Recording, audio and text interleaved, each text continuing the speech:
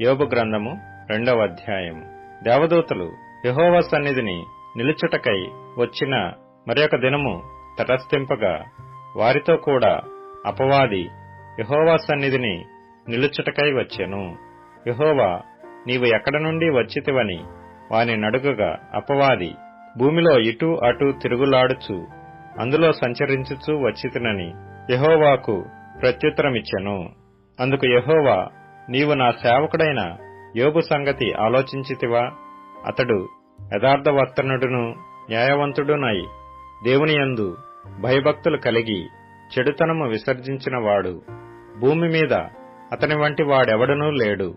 నిష్కారణముగా అతనిని పాడుచేయుటకు నీవు నన్ను ప్రేరేపించినను అతడు ఇంకనూ తన యథార్థతను వదలక నిలకడగానున్నాడనగా, అపవాది చర్మము కాపాడుకొనుటకై చర్మమును, తన ప్రాణమును కాపాడుకొనుటకై తనకు కలిగినది యావత్తును నరుడిచ్చును గదా.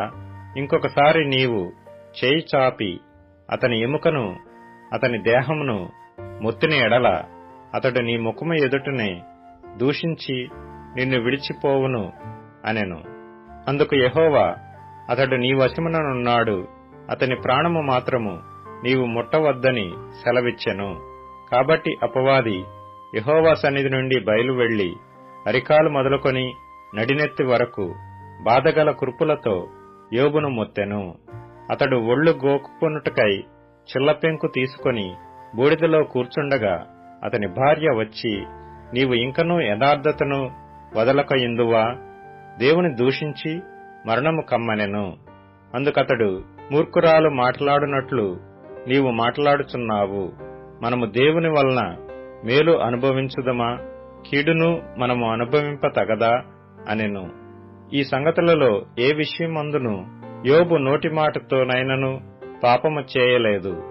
తేమానీయుడైన ఎలీఫజు, షూహీయుడైన బిల్దదు, నయమాతీయుడైన జోఫరు అను యోబు ముగ్గురు స్నేహితులు అతనికి సంభవించిన ఆపదలన్నిటిని గూర్చి వినిన వారై అతనితో కలిసి దుఃఖించుటకును అతనిని ఓదార్చుటకును పోవలెనని ఆలోచించుకొని తమ తమ స్థలములను విడిచి వచ్చిరి.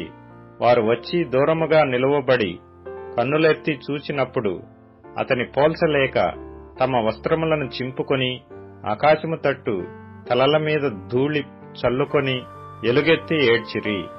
అతని బాధ అత్యధికముగా నుండెనని గ్రహించి ఎవరునూ అతనితో ఒక్క మాటయైనను పలుకక రేయింబగలు 7 దినములు అతనితో కూడా నేలను కూర్చుండిరి.